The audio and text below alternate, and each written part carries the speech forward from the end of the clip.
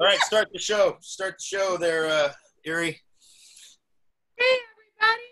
Welcome to another terrible podcast by comics. I am comedian Eerie Diamond. A professional aspiring comedian. Mean Dave, my co-host. Yes.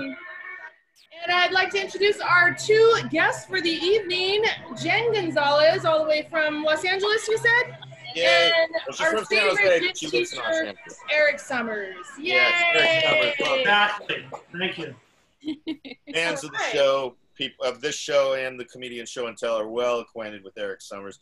But this is Eric Summers' debut on the Zoom format of another terrible podcast by And it's comics. also likely his farewell. Hold on. Oh, it's fair. My ass. It always is. Yeah, no, it'll be just fine. Always your so- final tour, Eric. You're always like, this is it. Well, if there's any justice in the world. So, well, I'm glad. Thank you guys for taking the time out of your Sunday to join us here today.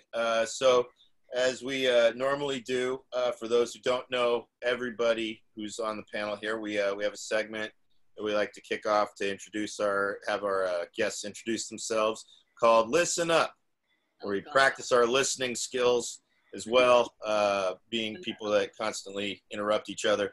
So, Jenn Gonzalez, please, in about roughly 200 words, give or take, or whatever, give us your life story up to this point. It's just like in job interviews. They're like, tell me about yourself. I'm like, I'm Jen. I want the job. Like, I don't ever know what to say. Like, Are you a people person? No. No, but I need money. Give us your mini biography. So. I hate it. I'm Jen. I'm from the Bay. I live in LA now. That's about it. I like Comedian? Here, I'll interview you. You're a comedian? Yeah. Comedian. Okay. Very nice. Yeah. Very nice. Okay. Yay. Yeah, she does comedy too. Eric, would you like to a little bit about yourself? Sure. I'm just like Mean Dave, except I'm white. We're both aspiring comedians. And, I don't know. I'm a dad. I speak the truth. Very popular among like 2 or 3 people on this show and not much more than that. Oh, no. I think we're getting Zoom bombed. There's Nina just joined us. It's fine. No, she wanted to be here. So Hi, Nina. Yeah. So, For you, nobody Eric. cares. Let's get to the meat of this. Oh, she just waved to you, Eric. Okay. I was waving at Jen. Oh, yeah. I think it was. Hi, Jen. Hi, Eric. You just think we have iPhone in the audience tonight. I was hoping. We've iPhone's been a regular guest. You fucking lay off, Eric. You leave our. I'm pretty sure iPhone is my dad, by the way. Oh, nice. Right on. Oh, really? Yeah. Your dad's name is iPhone? Yes. He's very popular. Let's maintain anonymity. Ahead of his time. Who knew? Got stuck in that name. All right. So that was good introduction. Well, for a little, since Jen didn't really go in, she's a comedian. Yes, she started out here in San Jose, but she also she works in entertainment. Yes. Has worked on several productions currently. Are you still working for Price is Right? I am. Don't Yeah. ask me Hey. about it. So, because one of the things, Eric and I got to be in the audience of A Price is Right because of Jen. So, Did you get to come on down? No. we were when you tell him, Jen, why we couldn't do that. Oh, because he knows me. So, like, I'm the person Oh. that is like, here's all the prizes you won, and here's all the taxes you owe on it. Sorry. Yeah. And so, because we know each other, people are going to, like, flip their shit. Like, no, it's rigged. Like, if you Got it. Yes, when you're guest, if you're a guest of somebody, you're disqualified from part. We don't want any. I didn't want any fucking taxes. So I was good. I like it because then when people are like, "Oh my gosh, you're gonna get me on the show," and I'm like, "No, because then you can't win anything," and then people stop asking me questions. We just wanted to watch it. We just wanted to go do something fun in LA Yeah, it's a good Yeah. taping. It's a It lot was of better than hanging out at the Comedy Store to possibly do a minute and a half of a set. You would have gotten 3 minutes. And as Whatever. a comedian, you would think you would choose that. Yeah, whatever, man. Go Being 3 an minutes audience to a member. bored fucking room of LA sexual predators. Yeah, that sounds like a great time. You would have been perfectly safe. I'm sure. Oh, yeah, my ass. Let's see. I Next, know great What's hair. happening right question. now? Our next question that we like to start off or go around our show is, where is my event? How is everybody holding up thus far in the pandemic here? So what, I guess we'll start off with Eerie. How are you doing this week? Oh, With the okay. pandemic? Hold on. Let me get my background. How am I holding up? Okay. Well, haven't left the house since Monday when I went to work. I have to go into the office once a week. And then other than that, I haven't left my house except to walk my dog around my neighborhood. And today I was like, we're going to go for a drive. And then that never happened. So I don't know what is going on. Does anyone else like really want to get out but can't seem to force themselves to do it? Is that happening to anybody else? Is that just me? I got to go for a walk yesterday. I kind of, walk the dog, so I walk around the neighborhood, but I mean like actually like driving in my car to go somewhere. Like I don't know. I can't get the inertia to do it, but I'm dying to do it. So I don't know what's happening right now. you should go to the beach. Go to Half Moon Bay. I live 5 minutes from the bay, man. I live in Emeryville. I'm like Better part of the bay. Go to Half Moon Bay. Yeah. a different part of the bay. Go to Emeryville. Yeah, Emeryville sounds wonderful. Well, Jen, how are you holding up in the pandemic thus far? Good. I mean, I can't complain. I'm still working, so I guess I can't complain. I started doing keto like a piece of shit because I've gained so much quarantine weight. me too. How much have you gained? I'll tell you how much I gained if you tell me how much you gained. I didn't even check. My pants don't fit anymore. Like I'm at like 13 pounds I gained. Oh my god. Yeah. I don't like it. Terrible. Too Sweatpants. much. That's what fits me. Sweatpants. It's like the Mean Girls thing. Sweatpants are all that. Yeah. I think I weigh the same. I think I'm still hovering around 195, 200. Yeah. So, just limiting my meals and all that stuff. But I did find the fastest weight loss diet in shelter in place, and that is getting coronavirus. That tends to be the quickest way to weight loss. Yeah. I'm trying to do that. It's not working.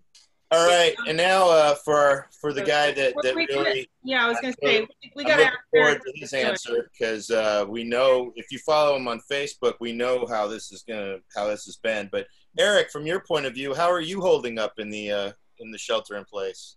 Well, surprisingly, it hasn't been that great. To be honest, thank you for not asking how much weight I've gained. I have gained 8 pounds. And if you've heard my hiking story, you know I'm not allowed to gain 8 pounds.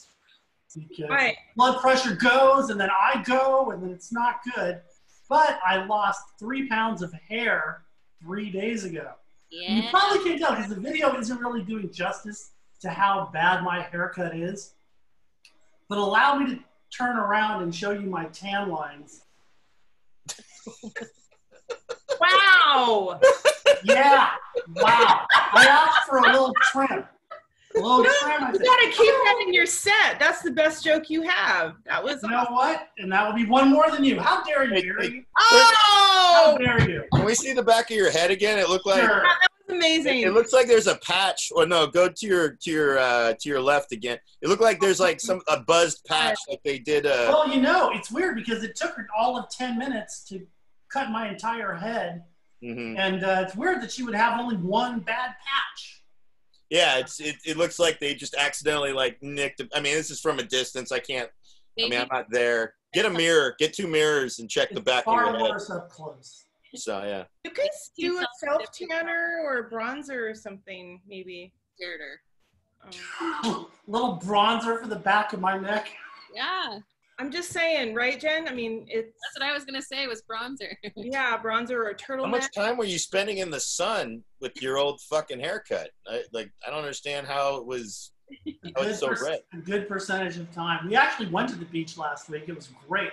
And you know what? Nobody at the beach gives an S. Let me tell you, we were social distancing, but it was pretty packed on a Wednesday. How old are you?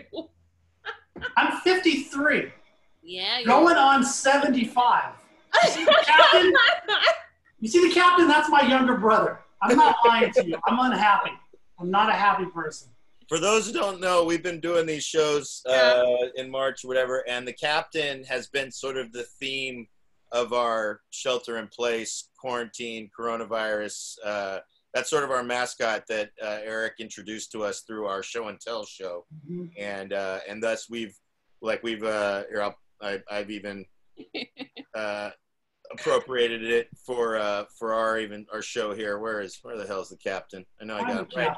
Bam! There's the captain right there. There he is. So, yeah. I can't believe what you just said, and that is my entire life.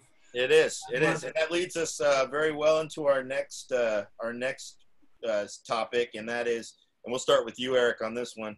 What the fuck is your problem?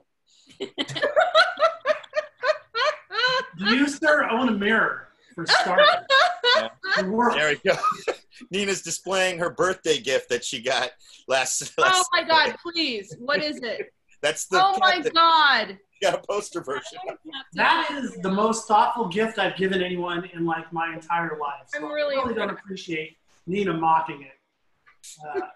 She's not mocking it. How can you not feel good about your life when you look at the captain? Because he agrees with you, always. He always agrees with you. Wait, I want a captain poster. What the fuck? Exactly. Jen wants it. Well, yeah.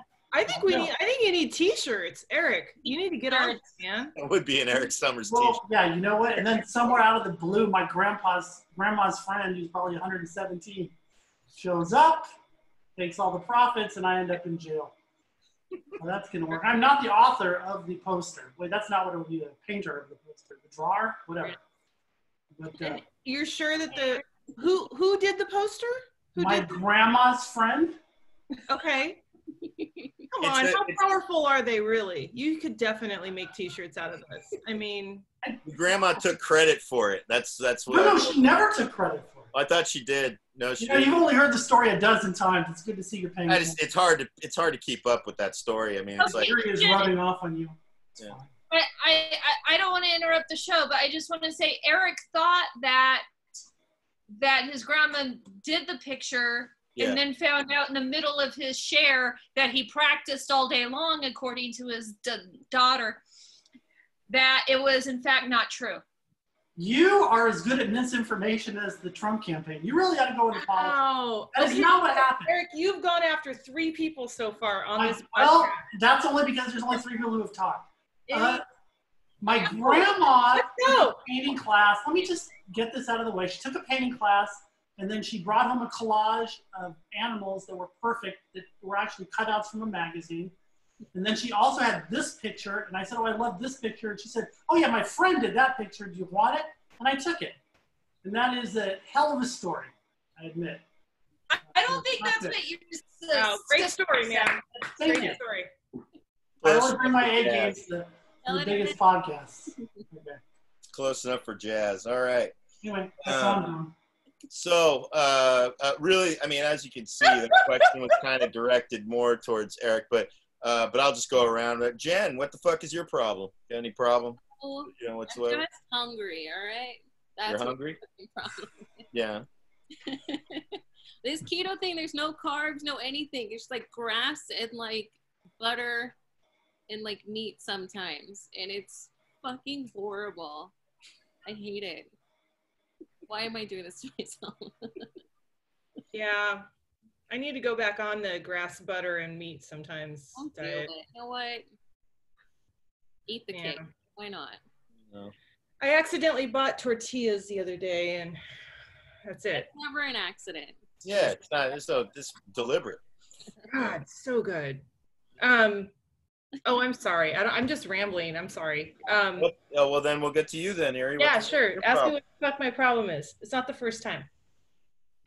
So many problems. So many problems. So many problems. Okay, that's it. That's all I got. Right. What's your fucking problem, Dave? I don't know.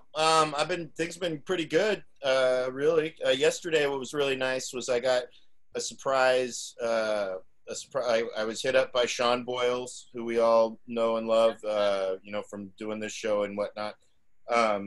He was waiting for something to dry. I'm forgetting what he works in paint. He paints shit, you know, paints houses and whatever. Primer had to dry. That's what it was. And he was in the area. So he said, "Hey, Dave, I have 2 hours to kill because waiting for primer to dry. Do you need to go to the store or anything?" I was like, "Fuck it. Yeah, let's go to the store." And so we went to Safeway. And it's interesting now. This is the first time I've seen the supermarket during the quarantine where it is looking like, I'll say Safeway looks like grocery outlet now. I haven't been to Safeway in a while. Grocery outlet actually looks more plentiful because there was no empty shelves at grocery outlet. There's empty shelves at the Safeway, which is really pretty interesting. So we went there, and then we also he got lunch there. I got lunch over at the whatchamacallit, the Panda Express.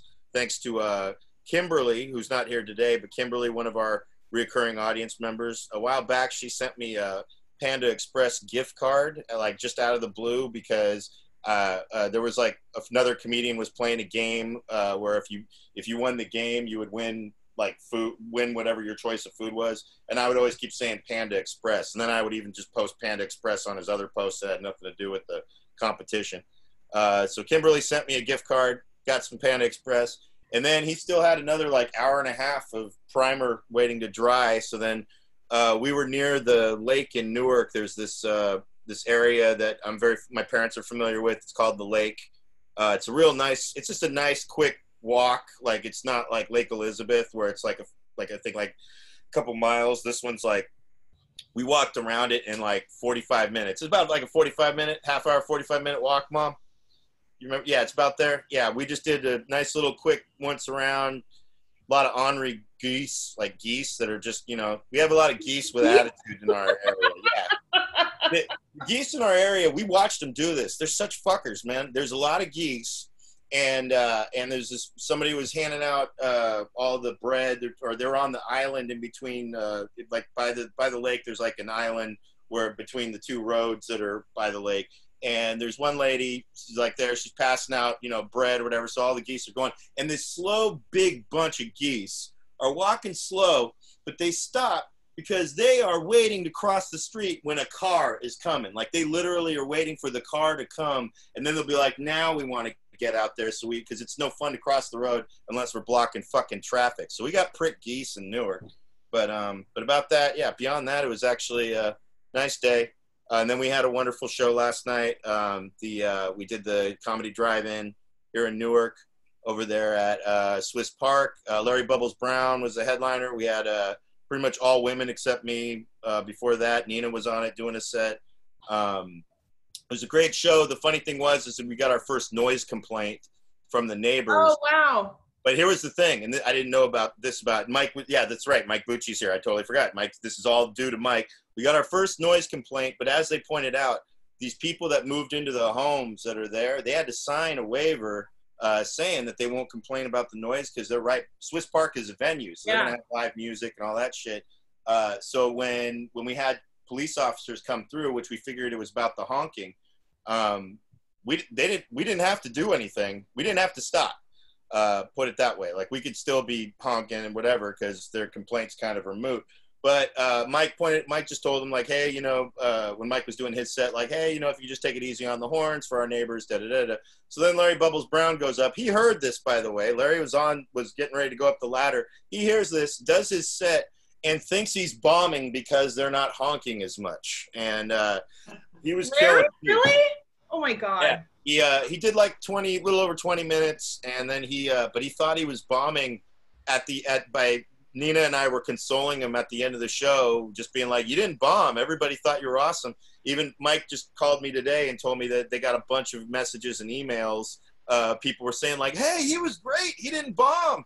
You know, it'd be like it's like the opposite of an Eric Summers set. You know, shit. Boom, boom. Boom. Wow, Eric. Big, right there. He's projecting hard again. on you. He just went hard upper. He just looked like he was sitting there just also too comfortable. I had to like he played stick and then you came over and he kicked you in the face. That was crazy. That was crazy. Yeah, it was a great time. Great time. So that was wonderful. I would just like to take a quick break just to remind everybody that we are all, comedians who don't get to do live comedy anymore. And if you would like to help comedians that don't get to do comedy shows and make money anymore, please Venmo us. Please, because Venmo is how we pay people during the apocalypse. Venmo. Yay. Okay. I'm putting that right now, right there. Okay, and PayPal. Wolfman Rex at hotmail.com. All right, cool. Moving on. Now here's our real hot button topic that I think is really going to, if there's anything that's going to divide the show, it's going to be this. And that is the tyranny of Ellen.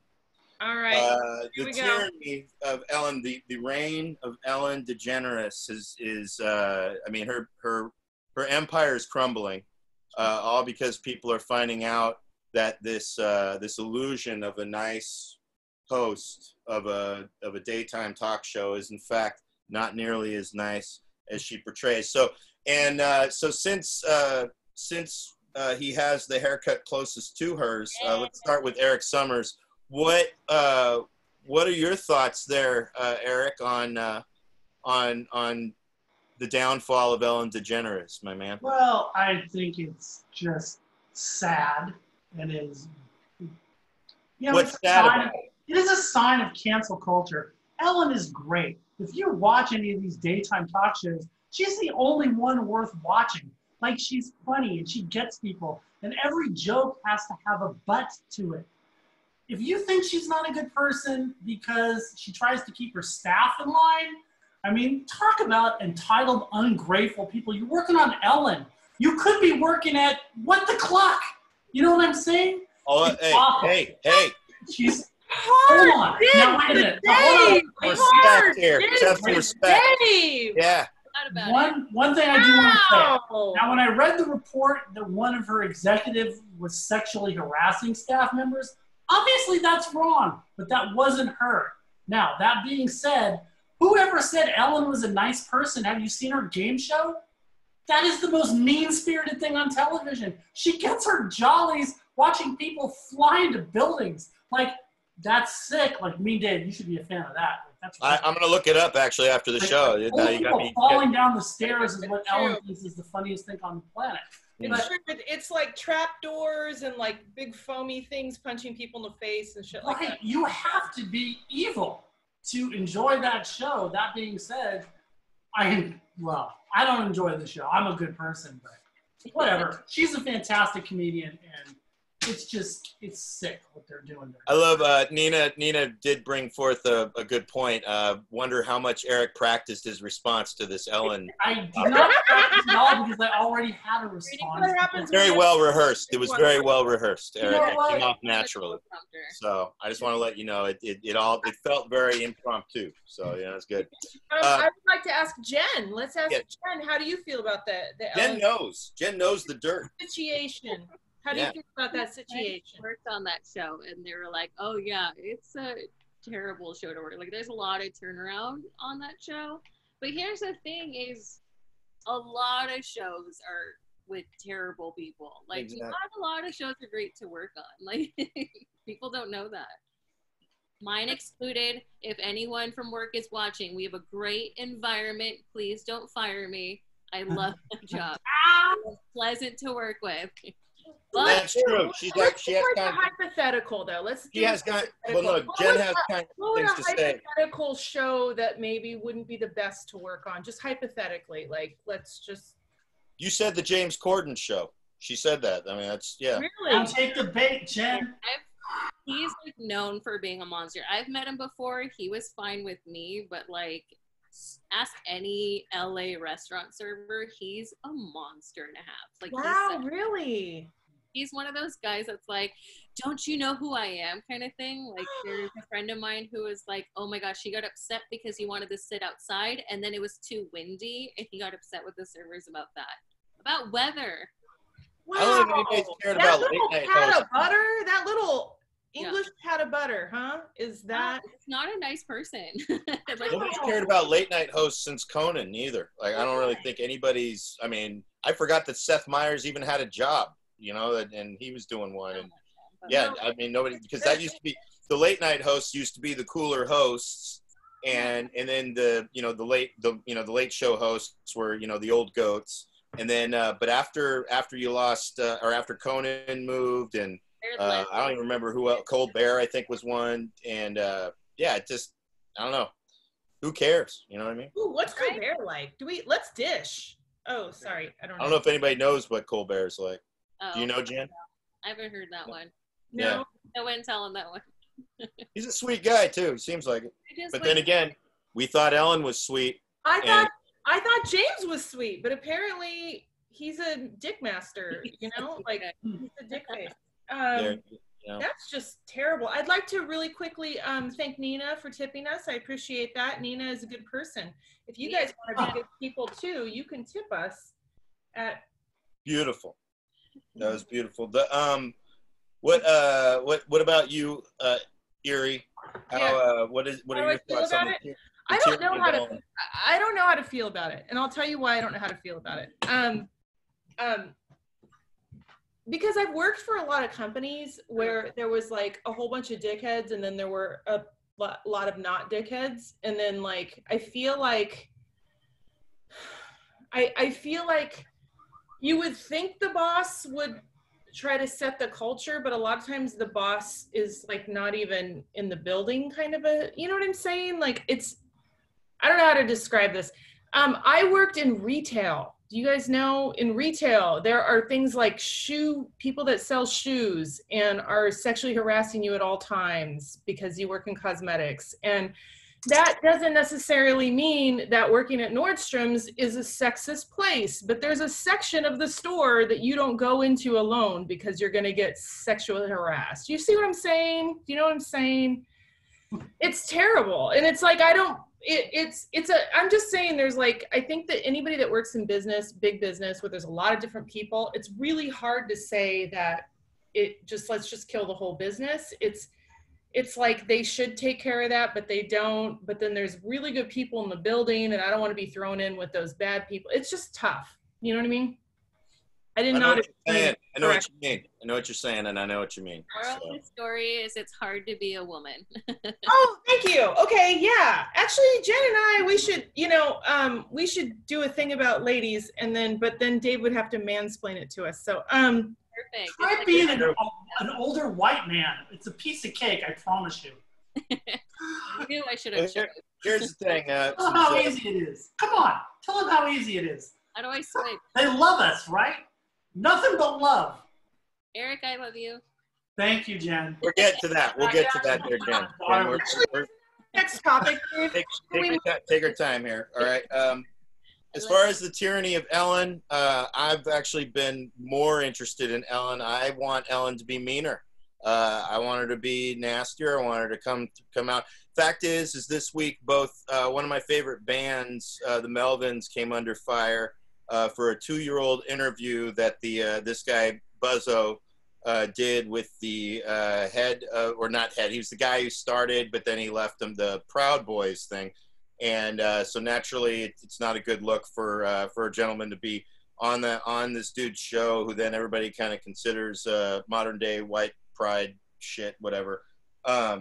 So I just think Ellen should join the Melvins and start a new band called Melvins Degenerates. That's why I made this. Wow. Yeah. Because the Melvins are really an I could give a fuck kind of band. I've gone to their shows since I was 15. Never felt a hint of white power at any of them. Matter of fact, I always felt that they were very cool and inclusive of all kinds of weirdos and stuff like that. And yet I've also gone to Slayer shows, the band Slayer, throughout the years, which always has what I would call a white power section in the show, because they have a following of white power dudes who are into the fact that they wrote a song called Angel of Death. And it's always fun to go to Melvin or go to Slayer shows and be like, okay, find where the section is with the white power section. And then we also play another game of find the black dude at the Slayer show who isn't working security, and he can't be working security. He has to be a fan. How many are there usually? How many do you usually?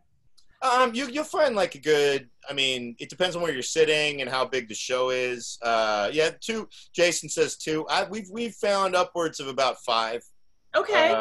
You know, it really just depends on the show and the location, and yeah. So it's but it's a fun game to play. You can play it at a lot of places. You know, find the black dude at the hockey game. You know, that kind of. Yeah, right. Or if you go to the NASCAR. Grimes and I, when we went to Italy, we played a game called Nun Priest, and it was whoever saw the nun priest first, you get to count that. So we walked around going 3, 4, 5. I got 5. And then we walked around counting all the nuns. And when we went to Vatican City, it was amazing. He won though, because we were at a crosswalk and he looked behind us, and he just held me like this. And then he went 15, 16, 17, 18, 19, I won. And then there were like actually 4 nuns behind us, like walking up the street, like arm in arm. And I just wanted to mention that because that was a fun story for me. Okay, nice. Let's move Nothing on. to do with Ellen though. That's just to clarify. All right. But really quick, I'd like to thank Mike for tipping us. I really appreciate it. You are a monster of love. Okay, I don't know. That's why. Our next topic here is this is where we'll be talking to Jen, starting with Jen a little bit here. As soon as I find my image, it's a brand new one too, courtesy of Melanie, one of our regular audience members here. And there we go. There's it right there. The tyranny of dad crushes. That's what this one's about. Can I just say something? I was trying to get a background. I put in dad crush and so much porn came up. I just want to let you guys know, don't just Google dad crush image and then let it go, because it was a ton of porn. That was all that came up. This was the nicest thing that came up. Nice. Look at that. Yeah, everything else was Jenn Gonzalez, who is one of the most adorable things about her is that she has an unabashed attraction to dads, to older dad men, which I think is probably flattering to many of them. Eric being one of her favorites right here. Which again, no accounting for taste, but still, I love Eric well. And so, Jen, if you don't mind explaining a little bit about, give a little background on all that. Well, Eric, do you still have the name tag I gave you? I gave him a name tag. It said Hot Dad on it. That's right. That's his right one. Yeah. Hold on, let me call Cindy. She has an opinion on that. Yeah. She does not have an opinion on that. I just like me a hot dad. There's like a list. There's like Arturo's dad. Mm-hmm. Arturo Regoza, comedian. Yeah, he's got a hot dad. Obviously, Sarah's dad. Nina, are you okay? Sarah Giambruno, that's another hot dad. Hot dad. I tell him Happy Father's Day every year. Yeah, that's right. It's the only one I say Happy Father's Day to. You got Ed Rubin. I love me an Ed Rubin. Wow, I didn't know that. That's true. I told him that. He knows this. Oh, I'm sure he does. Have you heard his jokes? He has the best dad jokes. Nice. I think that was it. I don't know who else is on there. I have a few questions. Sure. Eerie, go for it. Yeah. So is there a type, or do they just have to be a dad? Or is it just, do you want like someone that looks like a dad? Like, no, you have to have kids. Because I don't want to be with the hot dad. I don't like responsibility. Okay. Like to admire the hot dads. Oh, got it. And there's different categories of hot dads. There's like the real hot dad, and then there's like the funny hot dad. Dads with dad bod, because I'm down for the dad bod. Which one is Eric? That's like I want to sleep with Lenny Kravitz. I don't want to very hot dad like that. Yeah. You know. Yeah. Okay. Like in that haircut, Eric. He is blushing. Oh yeah, look at him. He's blushing. You got him blushing. He's red. Roman Guzman and I had a conversation. You know, he's a hot dad with like his wife is like 25 years younger than him, and there's no explanation for it. There's just no explanation for it. It's just you like what you like. People go, oh, it's like your basic security thing like, oh, he's a dad and he's sticking around and raising his kid. And then it's like your reptile brain kicks in, right? It's got nothing to do with who they are. It's just that they exist. I don't know. Bucci, save me. Bucci's a dad. Yeah, he's a hot dad, dude. You just like what you like, I guess. I don't know. I like me a dad, which is weird because I have a good relationship with mine. So you'd think it wouldn't be.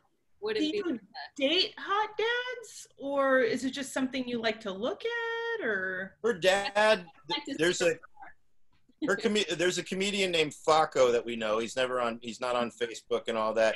That doesn't look like Faco. Your dad looks like an old Faco. It's funny. If you saw Faco and I've put their pictures side by side and her dad looks like Faco in 20 years. Nothing like Faco.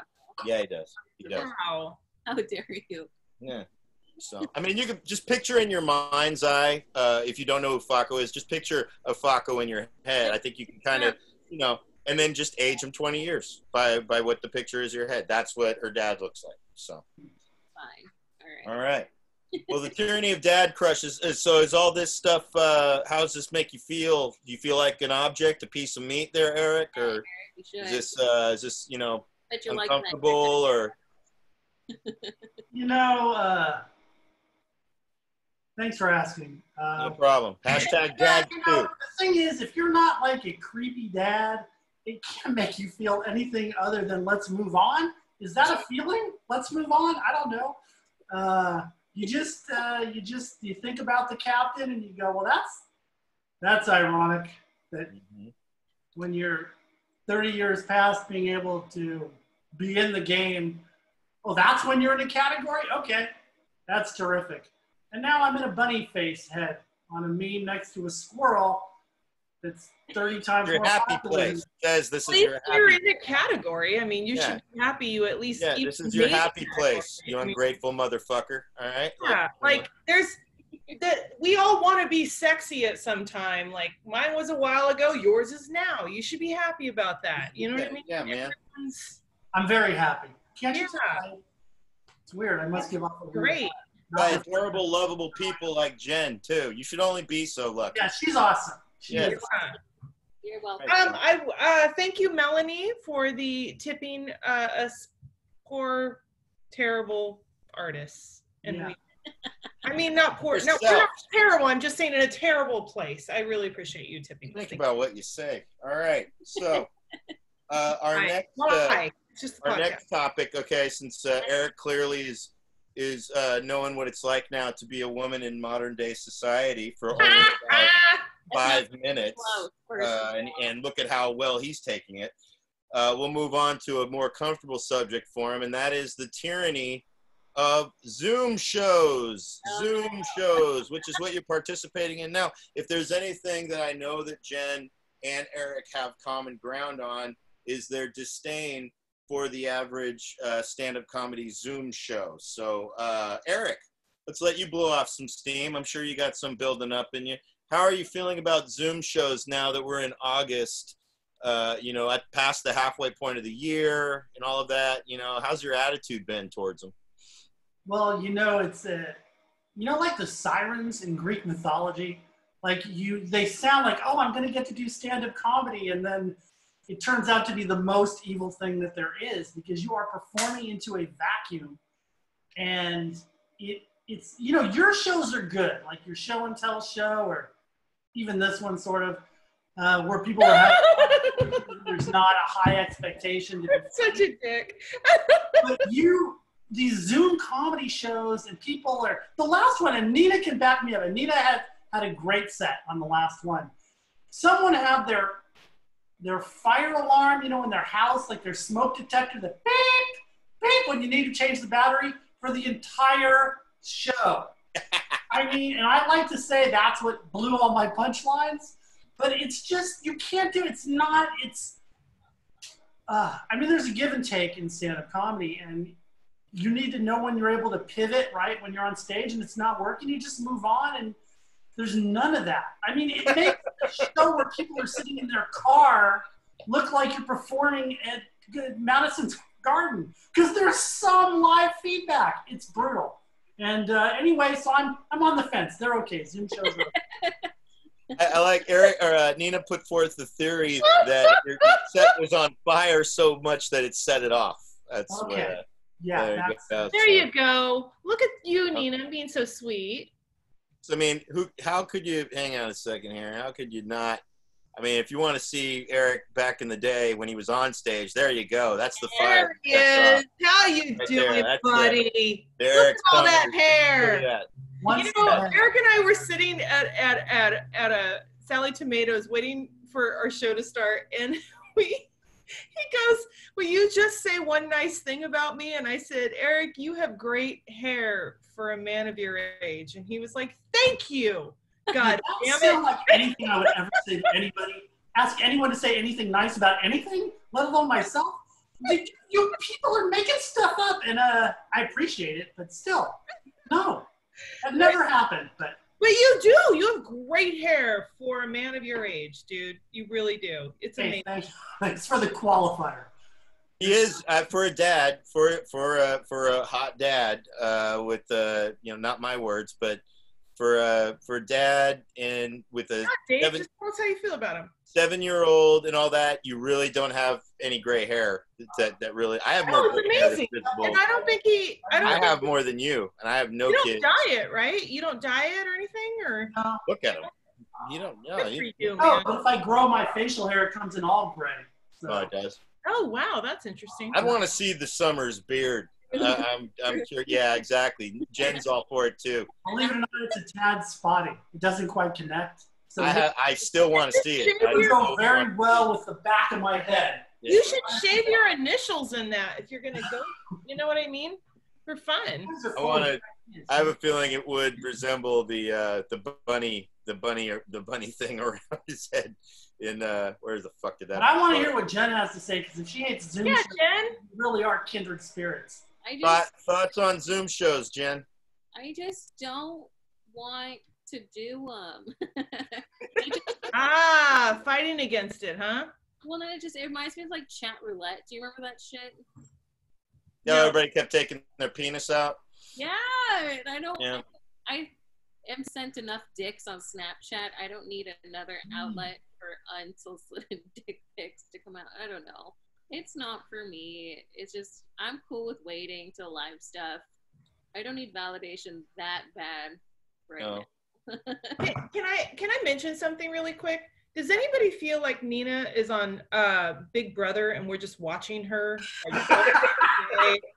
Fucking just doing. What did Nina eat? What did you make? Daily.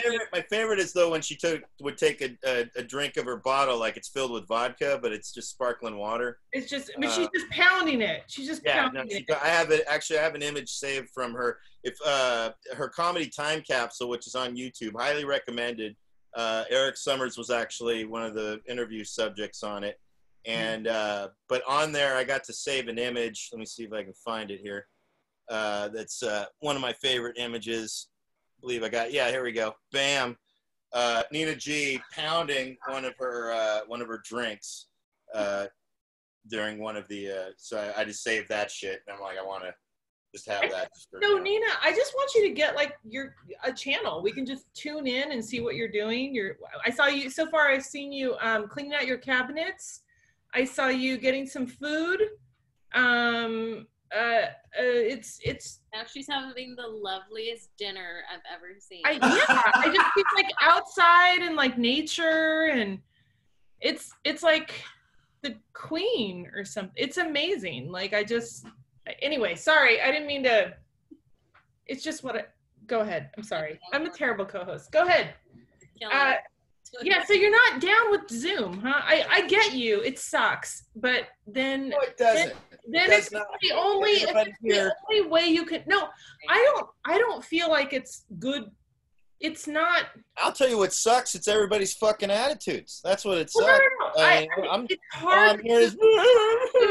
Comedy. Yeah, you know what? Hard to do stand up on Zoom. It's hard to do stand up on Zoom. However, I do feel like you're kind of challenging yourself. You know what I mean? And it's something. It's an outlet, because I feel like I've done a few outdoor like outdoor real comedy shows, and I was fucking rusty because I wasn't doing that many Zoom. I wasn't doing like a lot of open mics and stuff, and I feel like I've been rusty because I haven't fucking. Yeah, Dave, it looks like you're making fun of me, but that's fine.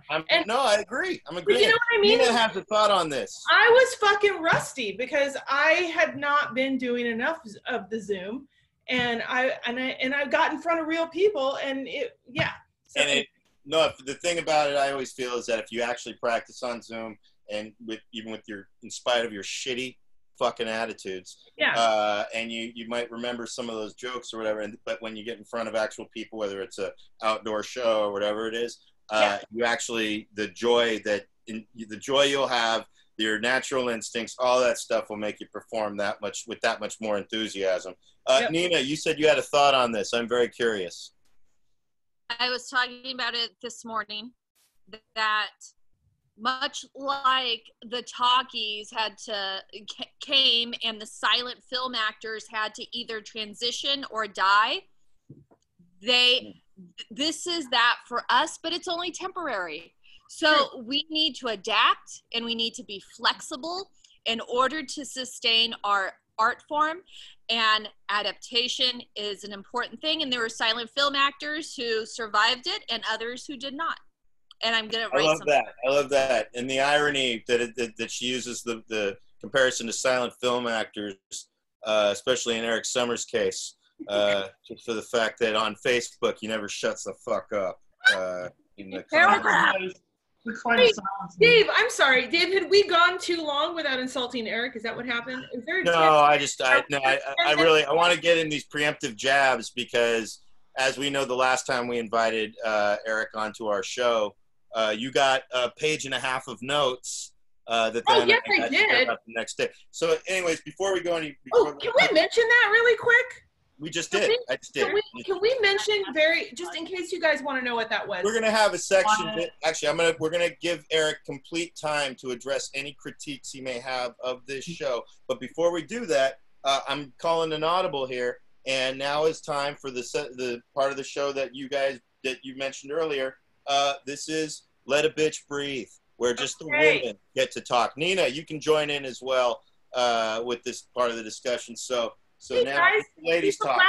Shut up. Talk. Isn't him. that great? He's putting us in a box so we can talk. Don't you feel? I'm so glad that a man handed that to us.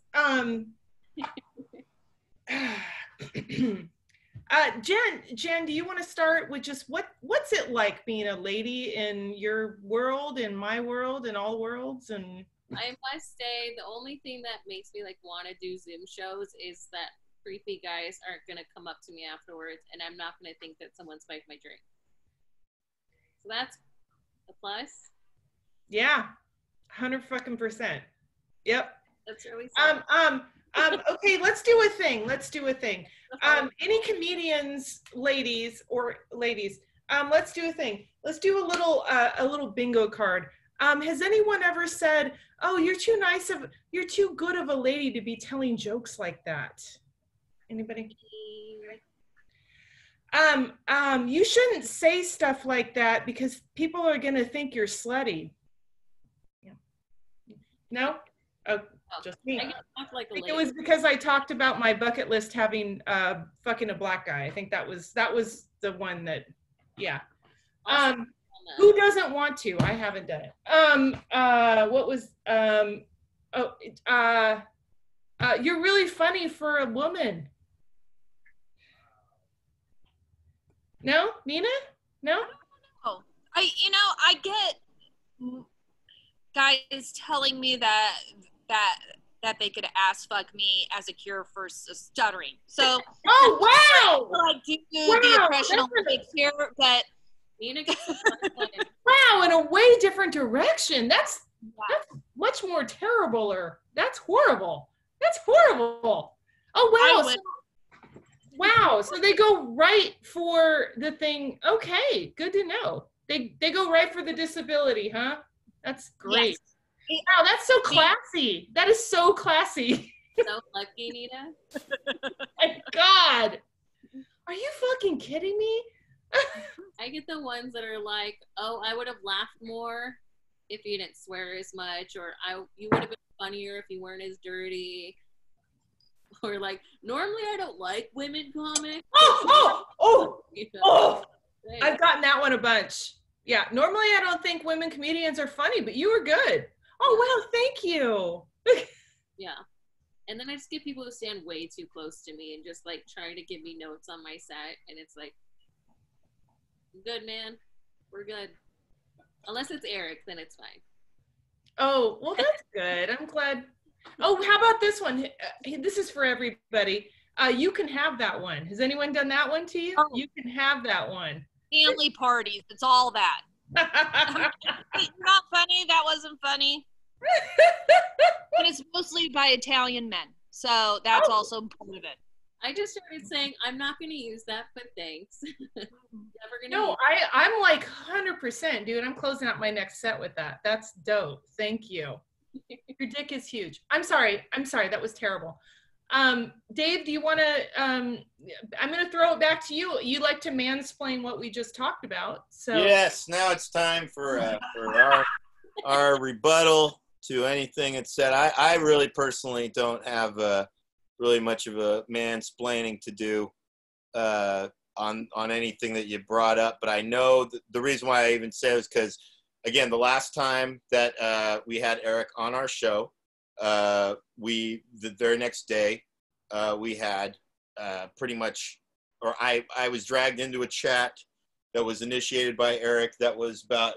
Eric has a knack for something. Can I talk about it? Can I say it really quick? Well, I want to give Eric a full opportunity to give us his critique. Let me lay the groundwork. Okay, the groundwork is so normally when we used to do this show, we would have everyone come to my home, right? And then we would have lunch. They would buy us lunch. Her and Grimes would buy us lunch. Yes. Yeah. And we would have lunch, and then we would do the podcast together in a room. And after, like, I think it was the next day, Eric was like, here are some tips. You know what? Actually, it's funny. I remember the whole thing that started this off, and you're actually doing the very thing that Eric was talking about. It was all over the topic of laying pipe, which is what you're doing right now. Yes. Laying pipe in terms of storytelling, not laying pipe in terms of the sexual innuendo. Yes, he was so upset that we couldn't. Eric taught us that day about writing, and that there's a term in writing in Hollywood or whatever, the term being laying pipe, and we all laughed because we never heard of that term. And but he's validated in the movie The Gentleman, which is the Guy Ritchie movie, the most recent one.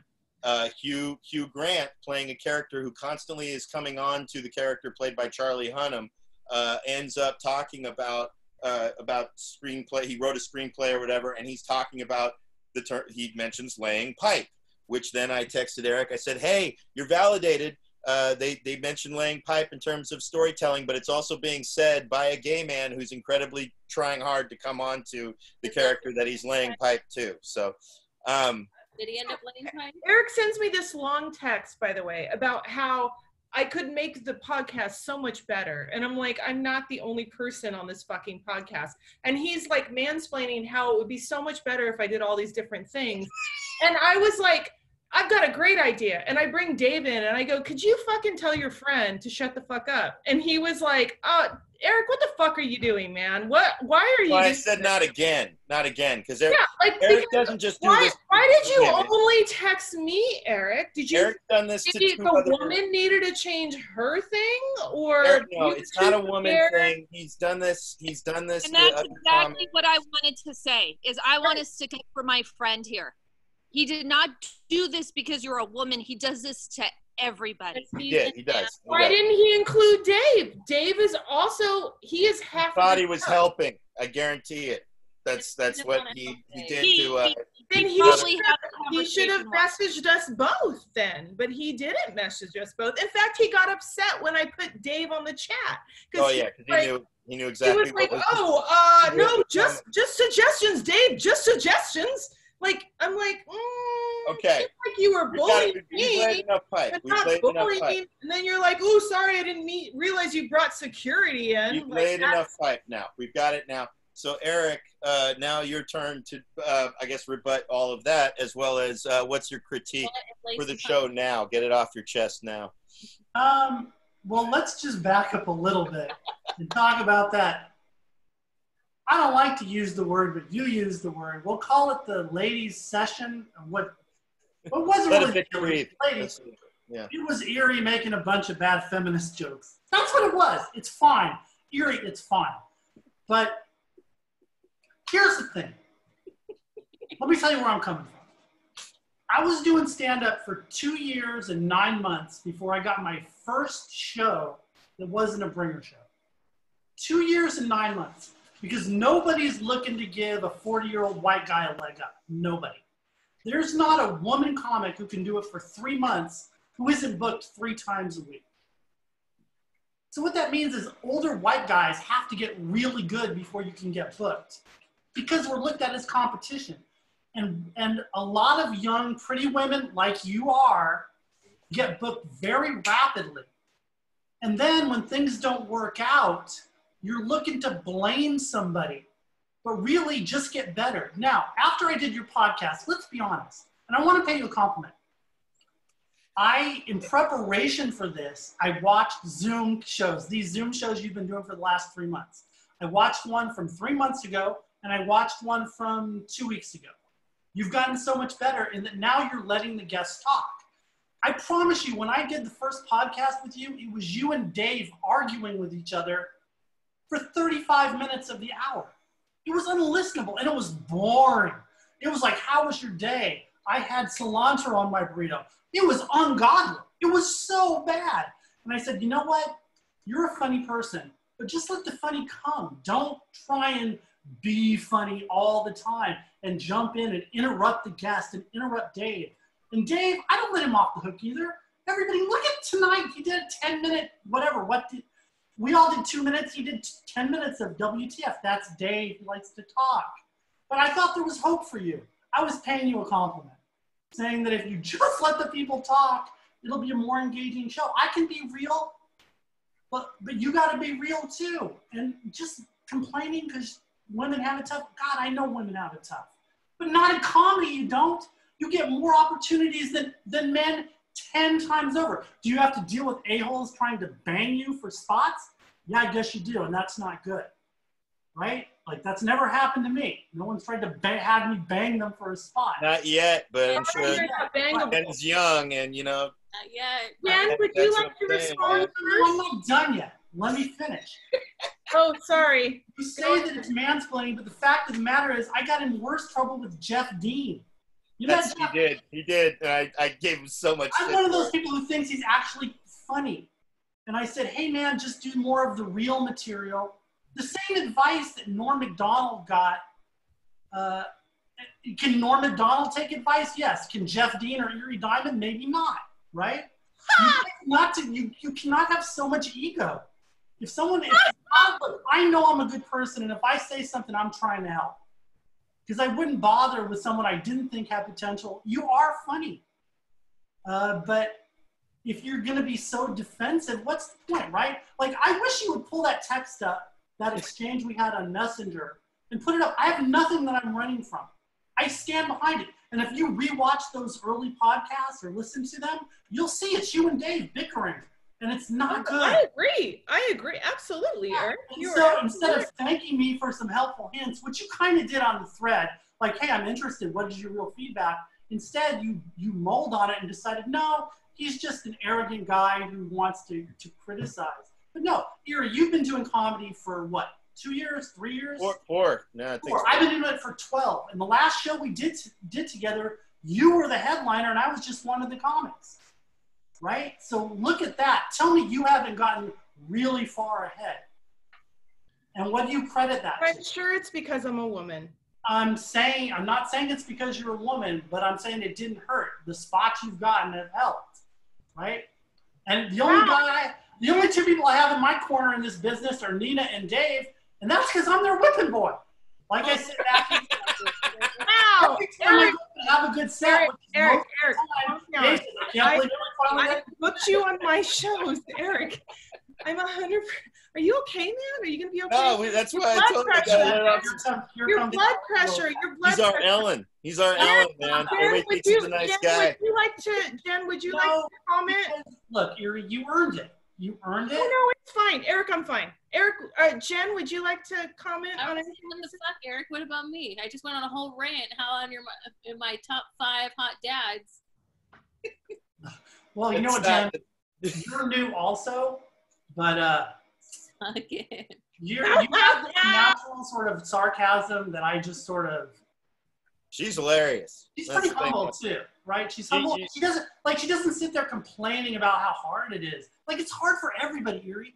Imagine going 2 years and 9 months. Did I say it was hard? It's not hard. No, all I said were the comments you get from the audience. I don't talk about anything bad. else. What the fuck are you going on about? I feel like I'm on my old show. I feel like we're on one of those old ones. I don't know what you're going on about. I don't know why you're mad about any comedy that I do. Well, because I have no idea. You got to wrap this up, everybody. This has been really a good. We'll do part 2 of this, and we'll bring the text back. Yeah. And, we'll put it all up. We'll get all the evidence, and we'll each argue our case. But also, you have a passion for what you do. But one of the things that's great, and thank you for that passion, by the way. But one of the things I want to mention also, Jenn Gonzalez was she won a competition. It was the U.S. comedy competition. Yeah. She was in the 2-year category, and she took first place in that. It was like there she is. She won this little, and it's pretty impressive because the reason, oddly enough, how she got into comedy was she was dating a comic, this guy that actually I like very much, Tommy Broom, and she would see him perform and whatnot. And I met her at an open mic that we all have frequented, most of us. I don't know about Eerie, but Woodham's Lounge, and I did a set that I didn't think I really enjoyed all that much, but. Huh? I think that was like my 3rd time being on stage. Stage. It was. Yeah, you were very new. I saw you just perform, and then I did my set, and you came walking up and talking to me, and it was just very disarming to see somebody. I was like, oh, you're definitely new because you're friendly, but you just asked, I think, like, you asked if I had any notes or something. I said, keep doing what you're doing, because I could tell that you're comfortable on stage and whatnot. And then as we got to know each other, she's kicked ass, and she's done it down in LA. That's where a lot of people. We have a lot of good comics that go down to LA. That's a hard thing to crack, dude. They don't like the environment. They don't like the stage time. They don't whatever, and they come back with their ass handed to them. And I spent 5 years in LA, but let Eerie and Dave tell you about it. And look at him. Look at him. Really? You were 5 years doing comedy in LA? That's where he started. He's from LA. Yeah. And believe me, there's nowhere harder to start than LA, because first of all, nobody's from LA, so they hate you. So then I moved up to the Bay Area. That's the only other place they hate people from LA more than LA comedy scene. Whatever. We're not here to discuss my tragedy. Well, apparently we are. A little bit. I think we left. It's so hard to be a white man. I think we left him leaving. We left him wanting more. You know that it is. I think we left him wanting more, though. But I gotta say, we ended it with a lot of passion, a lot of tension, and I think that's the best thing. So let's give a round of applause to our guest, Jenn Gonzalez. Now, are the people allowed to ask for a refund on their Venmo? I would like to say one thing really quick before we end this, Eric. You've had a lot to say, and I really appreciate it. And you're absolutely right. Those first couple of the beginning podcasts, it was a lot of arguing with Dave and I. And you're absolutely right. It's so much better now. I'm so much happier that I get to argue with you as opposed to Dave. And but I respect the fact that you think you are right. Hey guys. Yes. Thank you so much for being on another terrible podcast by comics. Jenn Gonzalez, thank you so much for being on this. Eric Summers, I'm so excited that you got to, you go ahead and get off that soapbox, buddy. You're good to go. Mean Dave, thanks Mean Dave so much. Thank you. I'm just throwing things in the chat one more time. We really appreciate you. Thank you for everything, everybody. And thank you for spending your time and whatnot. And love you guys. And we'll see you again next week at 6 p.m. with hopefully a less tense show. I mean, This was something This was watchable. fun. Yeah, This was I mean- passionate. There was so much passion. Yeah, I mean, you know, that's what I'm saying. Please, Eric, do not take it out on your family. You know, I know that, you Don't know, fuck your wife. yeah, Eric. just you know, I try don't to. honor requests. I'm Yeah. so excited. I'm a good-looking white woman. Otherwise, I'd never get booked. Bye, That guys. is not what I said. Bye, guys. Take it easy, everybody. Thank you. It has to end with twisting my words. I love it.